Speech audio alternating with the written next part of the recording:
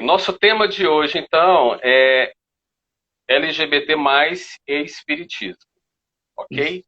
Dene Lima, eu queria que primeiro você se apresentasse. Eu vou falar aqui uma apresentação e aí você complementa, tá? Fica à vontade. Ok. Então, Dene, 25 anos, homem cis, negro e gay e militante do movimento LGBTQI+. Colaborador da Espíritas Plurais, voluntário de Mocidade Espírita, formado em Engenharia Ambiental e Sanitária e atualmente cursa teatro na ETEC de Artes de São Paulo. É isso, Dani? Quem mais é você? Ah, eita. Eu estou, né? Estou Dene nesse momento, nessa encarnação, mas a gente sabe que a gente é bem plural, né? A gente é muito mais que isso. E é isso, basicamente. Que É, legal. E, e você está aqui, você faz parte de um grupo, de um perfil, de um coletivo chamado Espíritas Plurais. Seria bom isso. você contar para a gente um pouco sobre ele.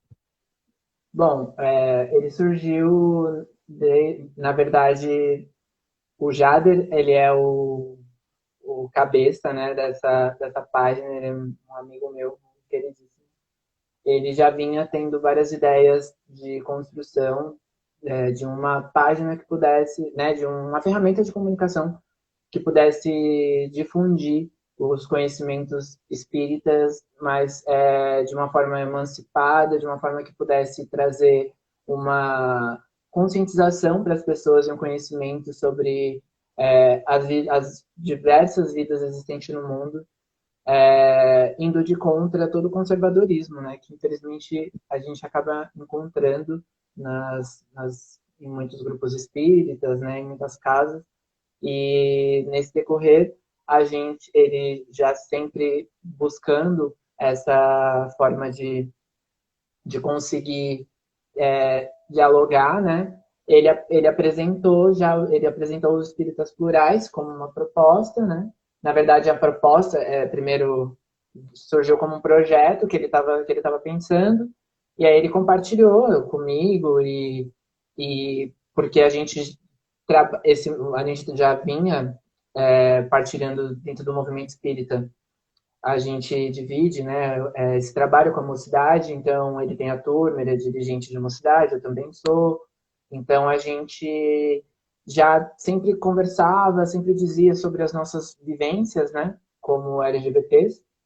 E aí foi nasceu assim, nasceu com esse objetivo, inspirados também em outras páginas espíritas que tratam a questão LGBT já como um todo. Bem, foi bem com essa ideia mesmo.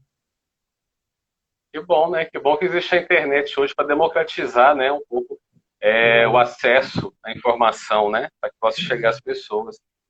Então é um projeto recente na internet, mas já havia sendo planejado, né, e pensado. Exato, Vocês são exato. de São Paulo? Isso. Eu sou, né, da cidade de São Paulo, ele é da região do Vale do Paraíba. Mas é Ah, bom tá. lembrar que a ideia é para ser realmente uma página colaborativa. Então, a gente conta com o auxílio de algumas pessoas que podem, é, por exemplo, alguma publicação que a gente vai fazer e pode sugerir alguma coisa ou outra, exatamente para ser bem plural, porque não adiantaria ser o nome, né, Espíritas Plurais e ser somente feito por dois homens, com um único tipo de recorte, né, que é a sigla G. Então a gente precisaria de fato de pessoas que pudessem de uma pluralidade mesmo, é esse o objetivo. Então, se quem estiver nos assistindo for espírita e quiser contribuir, se identificar com esse trabalho e quiser contribuir, é só procurar o perfil e mandar uma mensagem, né, e saber mais como pode somar, né, esse Exato, trabalho, correto? exato. Então Correto, vocês se veem como espíritas progressistas, vamos dizer assim? correto. Isso. A gente se... Que, Não, desculpa, pode falar. ah, tá. Então, para a gente falar, entender melhor, vamos dizer assim, o tema LGBT mais espiritismo, você poderia resumir para a gente de uma forma simples, didática, mas que a gente possa compreender, principalmente aqueles que não conhecem, não entendem, o que são essas letrinhas LGBT+, mais porque tem outras, né? É uma simplificação, resumo, né? Isso, isso. É, é importante explicar que esse assunto ele se atravessa de várias formas, né? Ele vai se porque é muito amplo. Então é importante, né, deixar esse contexto para não parecer que a gente sabe de que a gente vai definir tudo como se fosse uma caixinha, né? Porque as coisas elas são muito mais complexas, muito mais amplas que isso. Mas é importante ilustrar, né? A gente sabe disso por conta que a gente encontra, a sigla LGBT, antes, né, alguns anos atrás, as pessoas conheciam como GLS, né? E aí as pessoas Sim. ficam confusas. Por que muda, né? Por que essas coisas mudam? E a gente sabe que no decorrer do tempo, é uma questão mercadológica, né? Falando assim, a gente sabe o quanto as pessoas, se o mercado ele acaba se abrindo para novos tipos de corpo, novos tipos de cabelo, novos tipos de, né, de várias questões, normalmente eles vão começar a dar visibilidade de alguma forma, através de muitas lutas também, interconectadas aí, para você começar a identificar, né, essas diferentes vivências. Então é importante isso. E aí, explicando, né, sobre as siglas em si. Você quer que eu fale do L, G, assim, nessa ordem, ou você acha Do melhor? jeito que você achar que vai ser melhor. Fique à vontade. Tem um motivo para mim começar pelo T, tá? Eu, Ah, tá. tem um motivo para mim fazer essas ordens, mas depois eu explico. É, o T, a sigla T, é de transgênero ou transexual. Muita gente fala que uma coisa e outra não é diferente, por uma questão acadêmica. Então, transgênero, transexual, é, vai depender muito da nomenclatura que as pessoas adotarem, né? E também o T se refere a travestis. Antes de falar sobre qual a diferença de travestis e transgênero, é simples, né? A sigla T, o prefixo trans, ele vem do latim, né, do grego além. Então, transatlântico, né? A gente, então, é além do Atlântico, transatlântico além do Atlântico. Então, transgênero é o que vai além do gênero, né? Mas antes de explicar sobre gênero, será que não é mais fácil falar sobre o que seria identidade de gênero? Sim. Melhor, né? Tá. Identidade de gênero. É uma concepção tem sido formulada, né, pelos estudos, pela pesquisa científica, e é importante determinar isso. Sim. Bom, para falar de identidade de gênero, eu gosto muito de fazer a seguinte reflexão, Fábio. O que é ser homem, né? Se muita gente perguntar para muita gente o que é ser homem no Brasil hoje, muita gente vai responder o que é ser homem, né? O que é ser homem, o que é ser mulher no nosso país nesse momento. Mas aí se eu te pergunto, Fábio, o que é ser homem, o que era ser homem no Brasil, tá? Antes da colonização? O que era ser homem e mulher é, em outra. No Japão, né? No Japão feudal, o que era ser homem naquela época?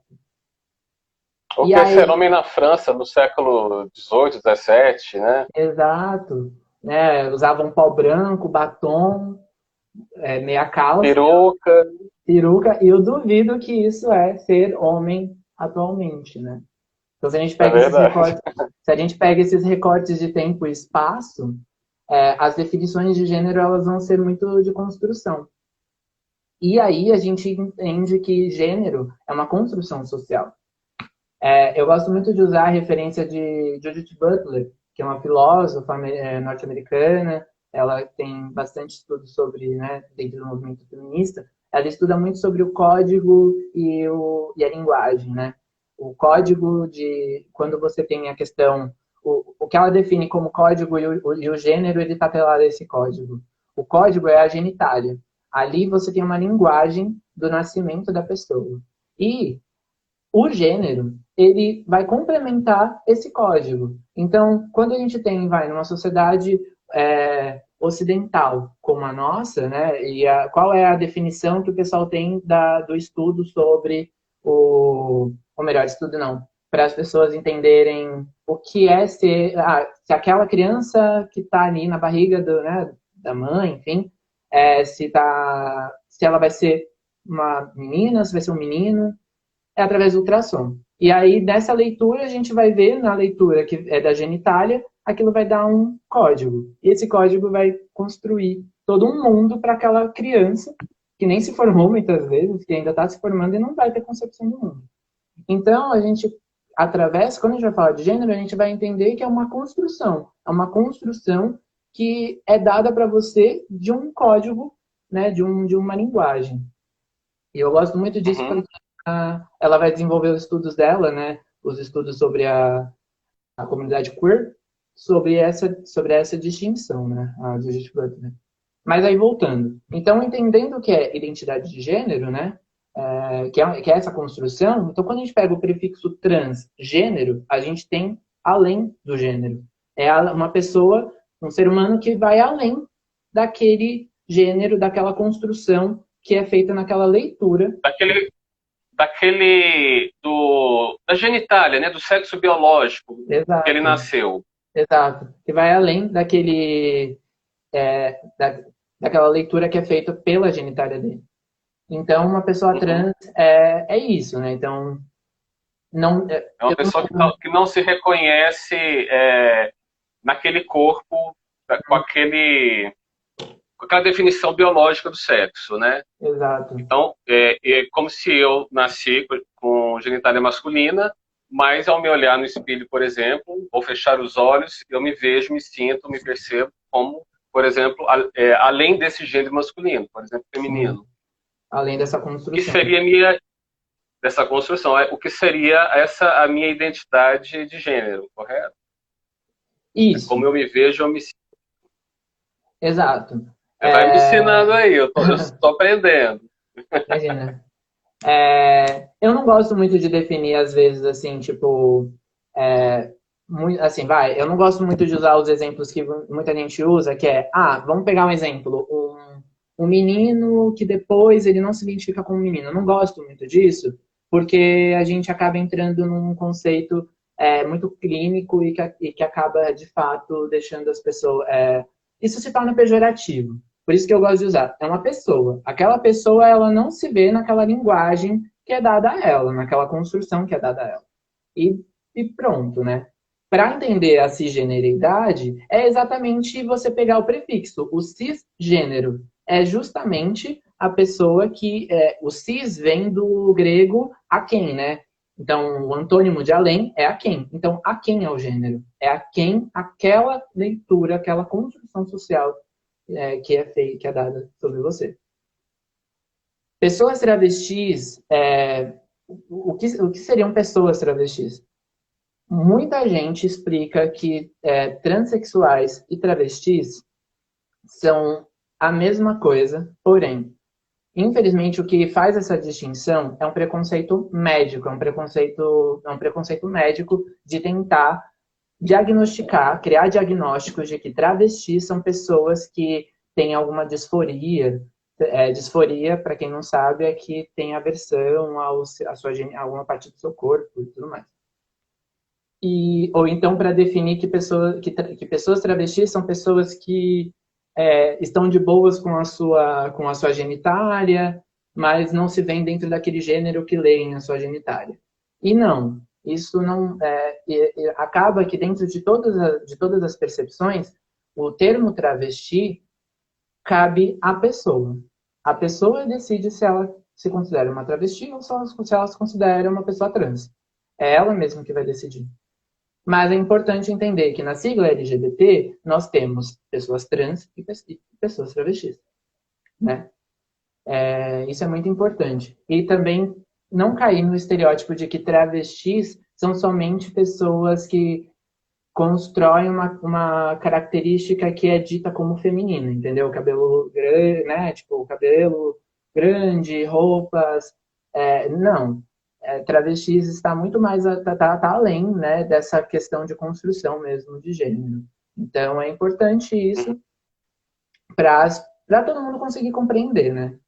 Acho que nesse É. ponto ser né, uma travesti e uma pessoa trans está dentro da escolha dela.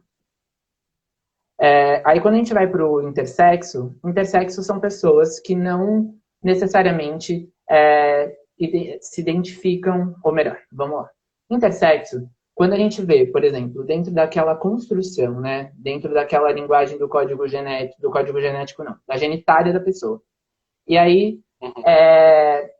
essa leitura, ela não vai ser necessariamente tão diagnosticada para dizer se essa pessoa é um menino ou se essa pessoa é uma menina. Porque a À primeira genitália. vista, não se tem uma definição clara. Isso, você acaba não tendo uma definição. Muitas vezes porque o órgão genital, porque o aparelho reprodutor dela não condiz com o externo, com o que com o que as pessoas imaginam. Então, uma pessoa que, por exemplo, tem um pênis o sistema reprodutório dela, né, o sistema reprodutor, é um sistema reprodutor de né, com um útero, alguma coisa do tipo. Então, isso não necessariamente é algo que possa, que possa dar uma certeza, né, para as pessoas. E isso que acontece. Muitas pessoas elas acreditam, então são andrógenas, são hermafroditas, isso são termos muito pejorativos, né? Então é importante Não tomar se usa cuidado. mais. Não se usa isso. É muito patológico, né, segundo as pessoas, né, segundo muitos estudos. Então, não é interessante utilizar. E como essa pessoa ela vai se identificar dentro dessa construção de gênero, vai caber a ela. É a ela que vai entender dentro dessa construção. Mas muitas vezes essa É pessoa. uma autodeterminação, né? Exato. Autodeterminação da pessoa, Sim, da subjetividade dela. exato. E aí, caminhando nesse sentido, você vai encontrar pessoas que vai olhar, tipo assim, ela, ela recebeu um código, o código, né, da genitária dela, mas só que ela vai falar assim, peraí, parou. Eu não me identifico com essas coisas binárias que vocês estão falando para mim, não. E essas pessoas são as queers, né? Na maioria das vezes são as queers. Que é o quê, né? Que são pessoas que não se identificam dentro desses padrões binários de gênero. Que vai. Seria o gênero fluido? Pode até ser, de fato. Mas é porque quando fala gênero fluido, como se tivesse. Eu penso como se fosse alguma coisa volátil, né? Como se estivesse voando por aí. Fala pra... Não, mas é alguém que se atravessa dentro dessa situação e essa pessoa se identifica, não se identifica nesse padrão binário, né? De gênero. Então, então, pessoas não binárias, as pessoas queers, na verdade, são pessoas que não se identificam dentro desse padrão binário, né? E É. aí a gente segue para a letra A, né? O A, os assexuais, né? Só um parênteses, na verdade, é muito engraçado porque também confunde as pessoas. Eu entendo porque as pessoas se confundem com a sigla LGBT, porque ao mesmo tempo que a gente tem que explicar para as pessoas que gênero e sexualidade são coisas diferentes, a gente tem uma sigla que junta as duas coisas. E isso faz as pessoas ficarem confusas. Eu entendo também. Eu entendo porque as pessoas podem ficar confusas. Mas, então, por isso que agora, por isso que eu comecei com a parte, né, com a questão de gênero, para as pessoas entenderem que a gente agora vai falar de sexualidade, né? Eu vou começar a falar sobre sexualidade porque existe essa diferença, né? Tanto para um quanto para outro. E aí a gente começa falando dos assexuais. Assexuais dá-se o prefixo a, né, de negação, né? De atônito, amorfo. Então, o prefixo a vem de negação. Então, assexuais são não sexuais, são pessoas que não sentem necessidade, né? Não sentem desejo para desejos sexuais. São pessoas que não têm essa necessidade. Ah, Dani, mas são pessoas Uhum. que não sentem afeto uns pelos outros. Isso não impede. A pessoa pode ter uma afetividade, ela pode namorar, mas não necessariamente ela precisa das relações sexuais para se, né, para ter o seu Ah, não, prazer. obrigado. Exatamente, né? Porque quando a gente vai falar de sexualidade, a gente tem que entender que sexualidade é o prazer, né? O prazer que a gente sente com o outro, com várias questões, né? Que a gente tem no mundo, que é aquilo que nos atrai, né? Aquilo que a gente gosta, de fato, né? Sim, o sexo não é só o ato sexual em Exato, si, né? O tantrismo mostra isso, né? A expressão sexual pode ser feita de várias formas. exato. Afetividade, né? E sentimento, amor e muitas coisas. E a gente às vezes quer botar numa caixinha, como você mesmo disse, né? Tipo, só é assim, só serve se for assim. O mundo Exato. não é dessa forma, né? É plural. De fato.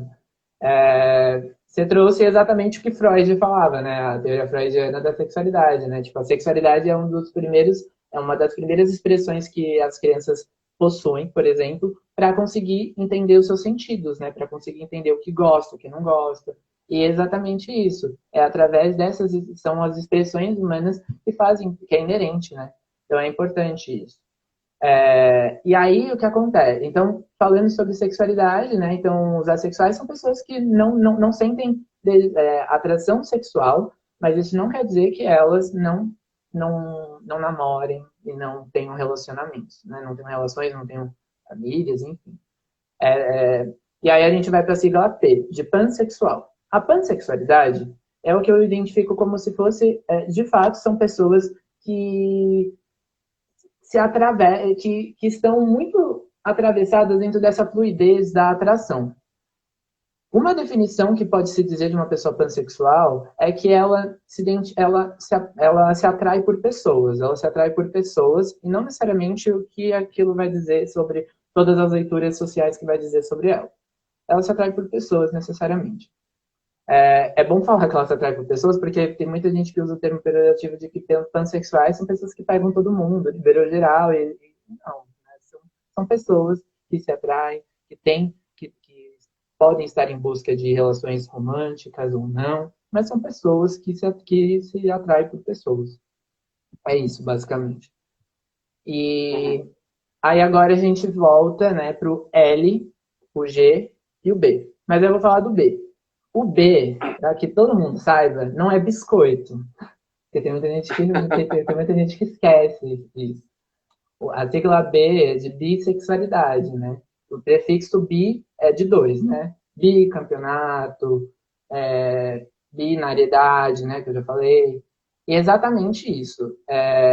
A bissexualidade, ela vem dentro... São pessoas que se atraem...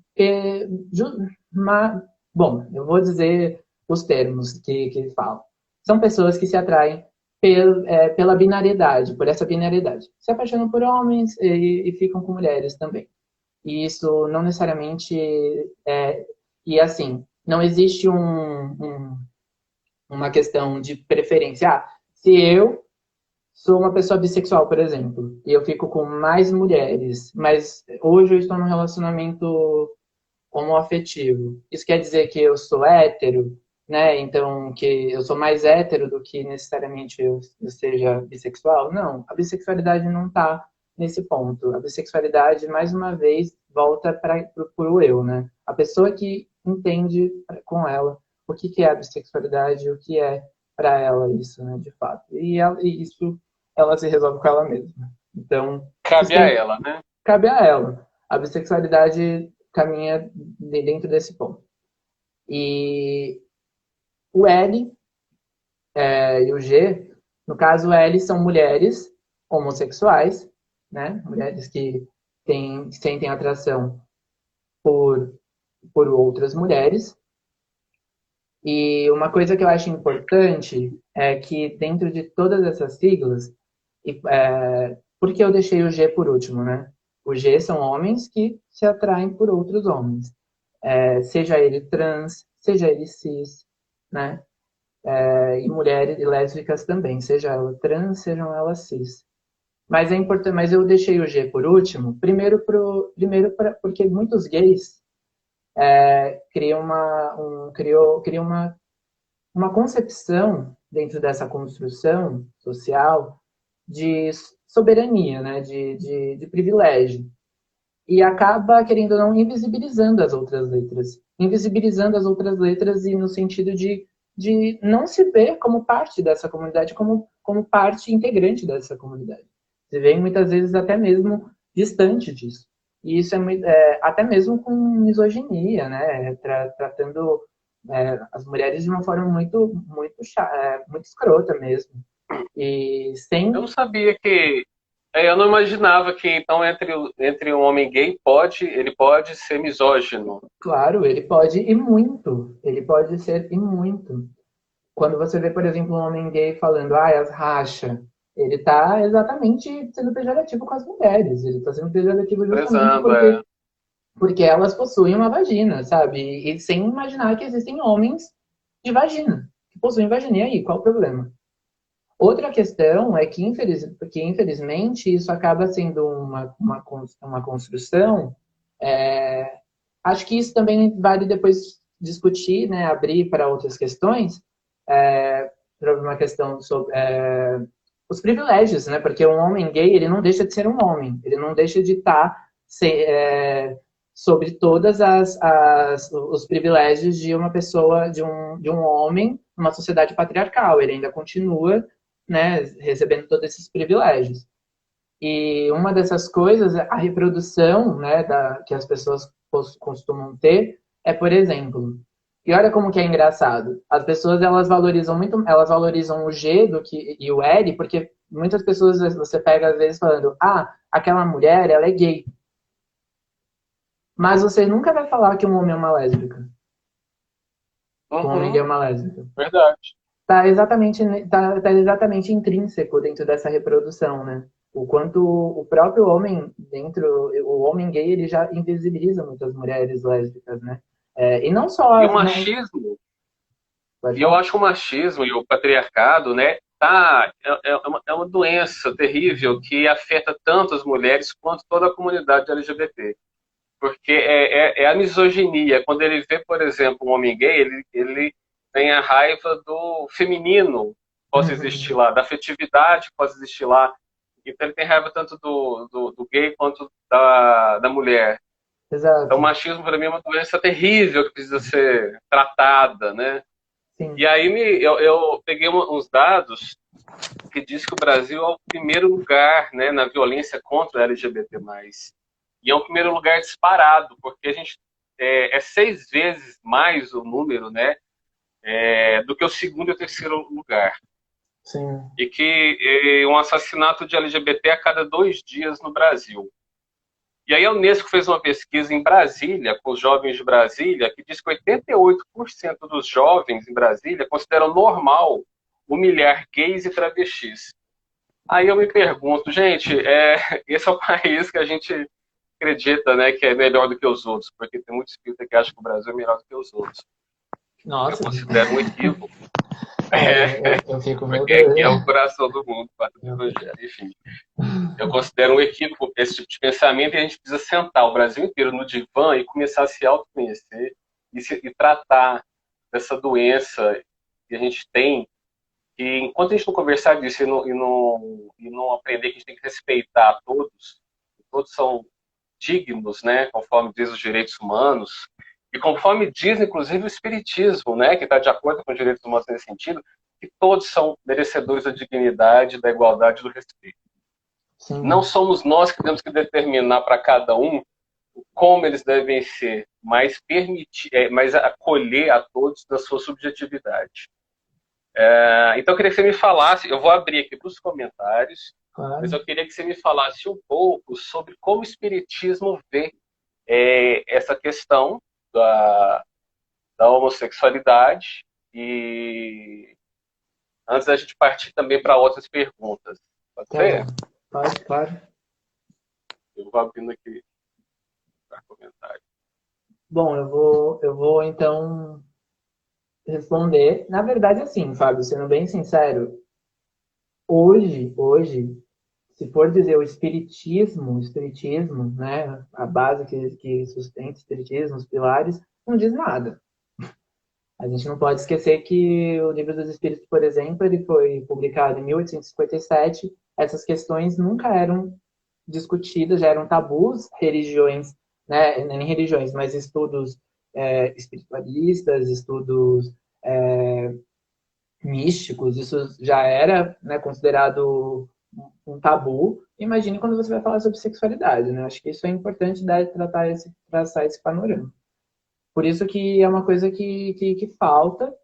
Hoje o que você encontra são espíritas, são alguns espíritas que têm propagado aí, né, têm buscado estudo dentro do espiritismo, para conseguir não é só o responder, mas conseguir explicar, para conseguir mostrar para outras pessoas o quanto essas leituras, o quanto esses conceitos, eles infelizmente são conservadores e eles, ao passo que a gente vai reproduzindo a nossa vida, né, a gente vai mudando, a gente só vai reproduzindo e produzindo essas condições, esses papéis sociais, esses papéis de gêneros que são que a gente vive carregando, né? Esses papéis de gênero.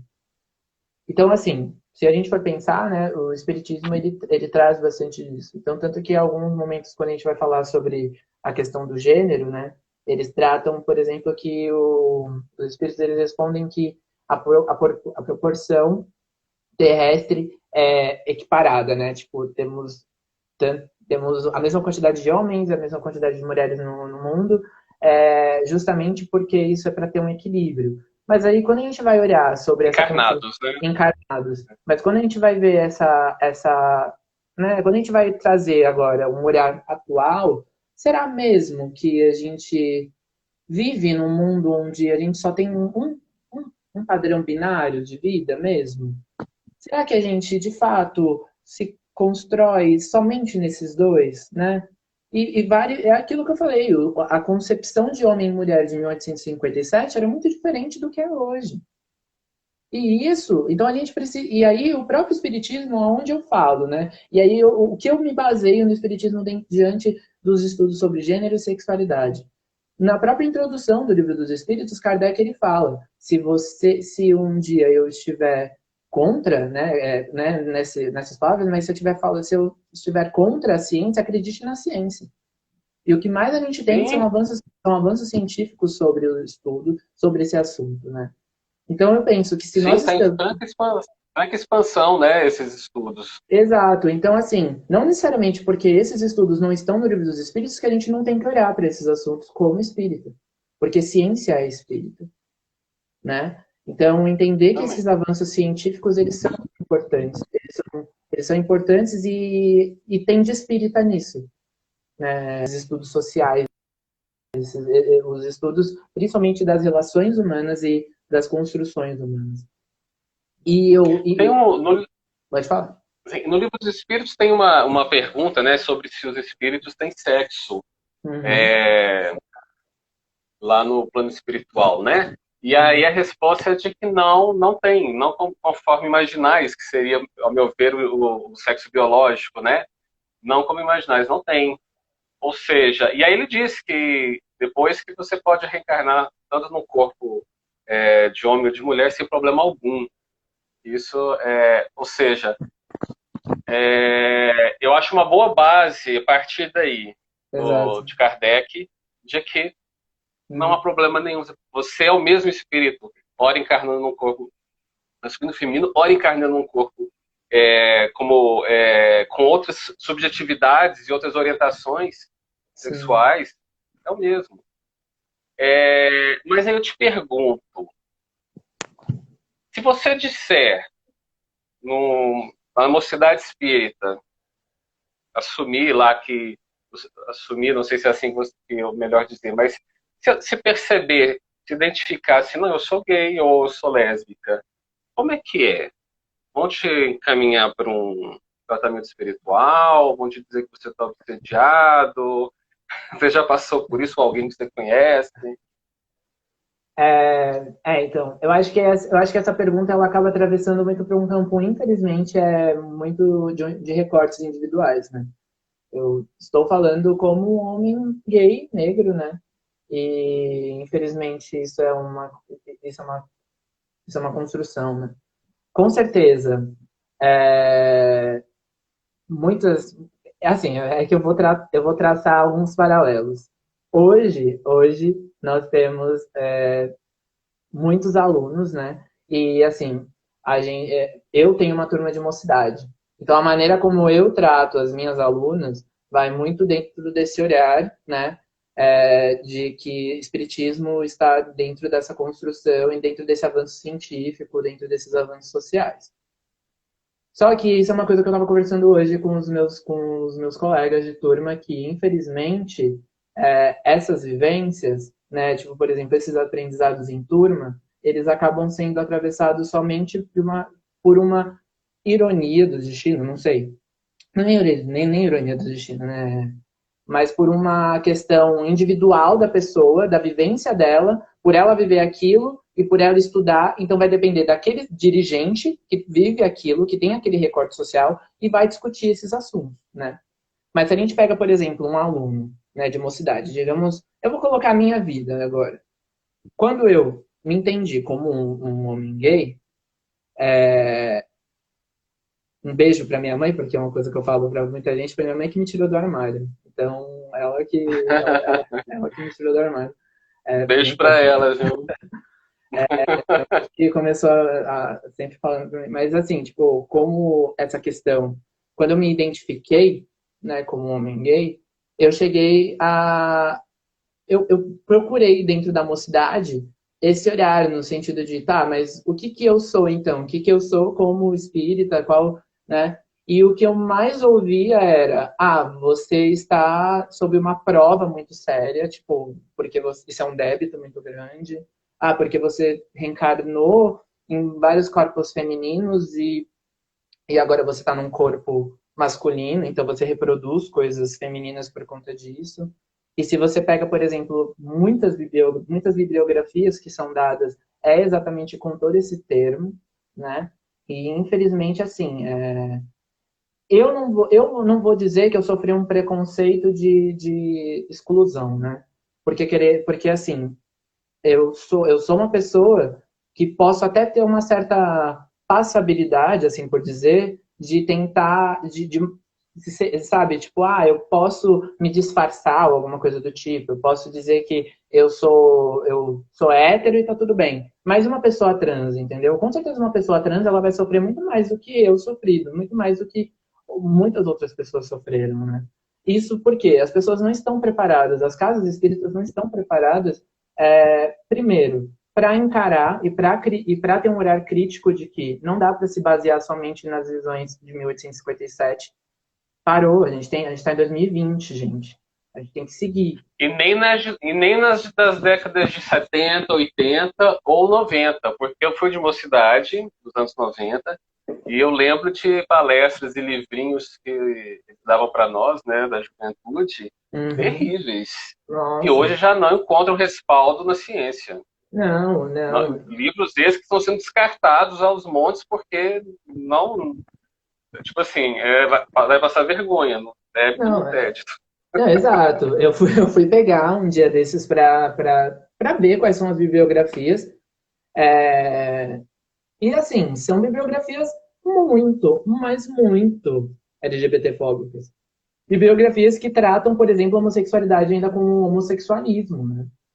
Que Uhum. como se fosse uma doença, e não é exatamente isso. Trata como se fosse o seguinte, a gente tem que tolerar, mas como se isso não fosse aceito, entendeu? A gente tolera, a Como se gente... fossem os pobres irmãos nossos que estão em provações e a gente precisa auxiliar. Isso não me parece uma forma da cura gay que é proibido pela OMS esse termo e essa prática, seja pelos psicólogos, seja por qualquer tratamento. Quando você orienta um jovem a fazer um tratamento espiritual, água frutificada, passe e várias outras coisas, quando ele se identifica dessa forma, não é uma forma velada de uma cura gay dentro do movimento espírita? Sim, com certeza. Ao mesmo tempo, assim como, por exemplo, quando você quer discutir isso hoje em dia, você fala, não, eu tenho um respaldo para a gente conversar, fazer uma roda de conversa, a gente tentar explicar, né, por exemplo, numa aula de mocidade, para as crianças de evangelização infantil. Ah, mas espera aí, a gente tem que ver como que a gente vai falar. A gente tem que analisar como que vai ser feita essas coisas.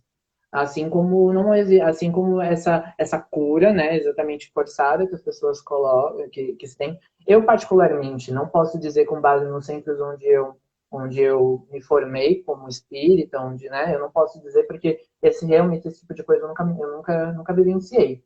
Mas tem pessoas que já Nossa, que bom. vivenciaram. Se tem pessoas, assim, eu agradeço de fato, mas eu vou dar o recorte pessoal. Isso é um tipo de coisa que eu nunca vivenciei.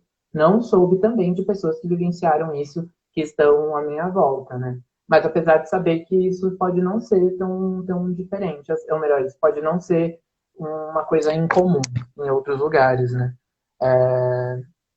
Mas eu acho que parte-se muito dessa questão, né? Ao mesmo tempo que a gente encontra de uma forma, então nesse recorte, né, pessoal, você tem que ser tratado, você tem que ser curado, mas ao mesmo tempo a gente sabe que existem pessoas que estão esquivas a isso, estão esquivas ao assunto, né? Estão esquivas a dizer de fato o que você pode e tudo mais.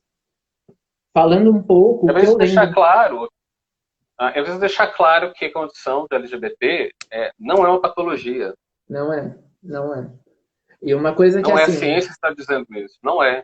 não é, e não só, né, tipo, a sigla LGBT, né, como um todo, mas olha como as coisas são tão atrasadas, né, Fábio?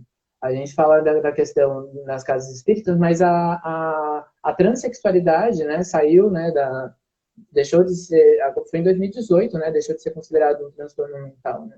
É muito recente as discussões, os avanços, infelizmente. É. E isso, assim, sem contar toda a conjuntura que nós estamos, mas não só a conjuntura, mas a nossa, como eu falei, né, a nossa produção e reprodução de vida sempre foi pautada, infelizmente, nesses papéis de gênero e nessa construção, né, supremacista, nessa construção hegemônica de patriarcal, branca, né, heteronormativa. Então, isso é uma coisa muito que a gente acaba reproduzindo isso. É, porque nós não estamos distante do mundo, né? A gente dentro do livro dos Espíritos a gente estuda sobre a lei de sociedade, justamente porque é através da sociedade que a gente vai aprender a evoluir, né? Então isso mostra que a gente não está separado dela, a gente não está anexo a ela. Se a gente tivesse anexo a ela seria muito mais fácil, né? Era mais fácil dar um Ctrl C, Ctrl V e jogar no mundo inteiro, se tivesse fácil assim. Mas não é dessa forma, né? Justamente porque a gente está inserido nela. E a gente está inserido nela, a gente vai reproduzir essas coisas dentro da casa espírita e dentro, né, enfim, de vários lugares. Então a gente não está distante disso. Se você fizesse uma live, por exemplo, sobre racismo estrutural nos centros espíritas, a gente iria entrar nesse contexto. Se você falasse Sim. sobre, enfim, sobre machismo, né, dentro das casas espíritas, a gente falaria, né, sobre essa questão. Só uma coisa, você falou, tipo, voltando, né? É engraçado, é bom falar um pouco, porque às vezes a gente acaba esquecendo, né? Alguns pontos. Eu esqueci uma Aham. coisa que eu acabei esquecendo, mas olha como que é doido, né? Pelo menos é um jeito, é uma questão psicológica, talvez minha, de tentar de esquecer algumas coisas assim para conseguir sobreviver. Acho que eu fico pensando se eu já faço isso, imagine pessoas que têm marcas muito mais pesadas, né? Eu me considero uma pessoa muito privilegiada, pessoas que carregam marcas muito pesadas, né? O tanto que elas têm que esquecer disso. Mas eu fiquei pensando numa coisa. Eu posso realmente não ter sido, né, curado, né, dentro da casa espírita, né? Ah, tá no tratamento e tudo mais. Obviamente também, como eu cresci numa família espírita, foi mais fácil para mim porque meus pais me apoiaram, me apoiam, né? Eles de alguma forma, estando no centro, ali eu tô debaixo da asa da minha mãe, tô debaixo, né? Tô perto do meu pai. Então, assim, mexeu comigo, ó, minha mãe tá aqui. Mas, mas além disso, né, tipo, boa parte do tempo que eu comecei a tentar criar responsabilidade, assumir tarefas na casa, eu fui boicotado. Eu fui boicotado, sim. Eu fui boicotado e demorou muito para cair minha ficha de que é porque eu era gay. Eu fui boicotado. Muito por esse medo de desvirtuar, muito desse medo de ser você vai levar, né, tipo, para promiscuidade, coisa e tal, né? E isso é uma coisa muito constante, né? Isso é uma coisa que, infelizmente, acaba acontecendo, né? E se discute muito dentro desses aspectos nessas obras dito espíritas, né? Que estão aí espalhadas. Mas eu acho muito engraçado que não, não querem pegar, por exemplo, diferentes e não desiguais. E assim, se fosse por uma questão de não ter, a gente tem já pessoas, né, que estão produzindo conteúdo que possam é, trazer essa discussão à tona, né? Pode e entender, né? Até mesmo essas obras, elas podem ter seus erros, mas eu digo essas obras atuais, mais atuais podem ter seus erros, mas entender que tudo está numa constante evolução, né? Tudo tá mudando de alguma forma e tem pessoas Eu, dispostas a mudar. eu agradeço essa sua fala, inclusive pessoal, né? É importante a gente saber também que no Brasil a homofobia, a LGBTfobia é crime já, definido pelo STF, é crime, Uhum. como é o racismo, e que se alguém sofrer algum tipo de discriminação, preconceito, assédio moral por conta da sua condição, identidade, subjetividade de gênero, de orientação sexual, cabe sim denúncia. A gente não pode achar que um ambiente religioso deve ser um local de proteção para aqueles que promovem esse tipo de conduta que é tipificado já como crime. Então, eu falo isso por quê? Porque muitas pessoas sofrem dentro de ambientes religiosos, inclusive dentro do ambiente espírita, esse tipo de coisa. Então, cabe sim denúncia. A gente espera que não precisa haver denúncia, mas que possa haver diálogo antes disso, que possa haver educação antes disso. Mas as casas espíritas precisam estar atentas que a lei mudou, que a ciência avançou, e o movimento espírita precisa acompanhar tudo isso. E nós, né, que defendemos direitos humanos, estamos ao lado dessa dignidade humana, de que não haja discriminação, preconceito por condição alguma. Eu sonho em ver um dia em que um espírita gay, lésbica, trans, que for, como queira ser, possa estar fazendo uma palestra num desses congressos famosos, assim, cheios de gente, sendo anunciado, sabe? Aí sim eu acho que a gente começa a dizer, opa, parece que valeu a pena, chegamos a um estado melhor, né? Saímos dessa heteronormatividade que Sim. domina, né? O nosso tempo está E acabando, mas eu, eu quero que tá concluindo aí. E eu acho que, além disso, que os espaços de formação estejam abertos a essas pessoas a compartilhar esses ensinamentos, né?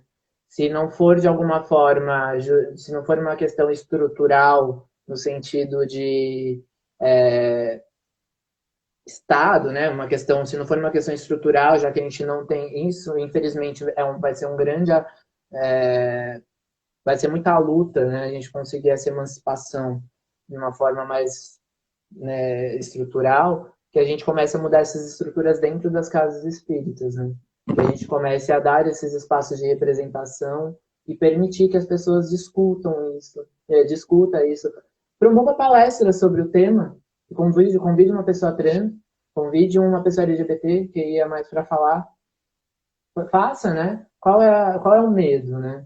O medo e aí assim, eu posso até imaginar qual é esse medo, mas eu não vou falar porque não senão eu posso acabar, né, num punitivismo, É, mas é mas eu isso. imagino que é o medo de, mas, enfim, como se fosse algo contagioso, como se fosse Eu conheço jovens que foram afastados da evangelização infantil porque eram gays ou lésbicos. Eu acho isso um absurdo terrível, né? E por aí vai. E a gente precisa falar disso mesmo, viu, Dani? Sim, É falando, é dialogando, é propondo palestras, é propondo estudos, é dando lugar, é incluindo, sim, dando essa representatividade, é que a gente vai conseguir mudar isso. O Centro sim, Espírita deveria ser um local exemplar nesse ponto. Primeiro a fazer isso, porque nós temos uma consciência, né, da espiritualidade e que deveria nos dar maior clareza disso, né? sim, sim. A gente tem um exemplo, né? Jesus, ele estava com quem, né? Com quem ele estava? É, Com quem com quem ele estava disposto, né? A mudar de fato as estruturas, a convidar a se emancipar, né? É pensar nisso, pensar que Jesus ele estava num lado e esse lado, infelizmente, não é o que muito espírita acredita ser, infelizmente. exatamente. Eu fico e é isso assim, eu uso quando a gente fala de Jesus, é Jesus como modelo, é através disso, é através do amor, é através da libertação, né? E, e entender e assim, uma coisa que eu falo muito para as pessoas entenderem que, tá, Dani, eu tô ouvindo tudo isso. Não, não, beleza, entendi. Mas assim, com um certo medo de errar, sabe? Uma certa, como se, eu tenho. Gente, calma. Eu sempre falo para as pessoas, calma.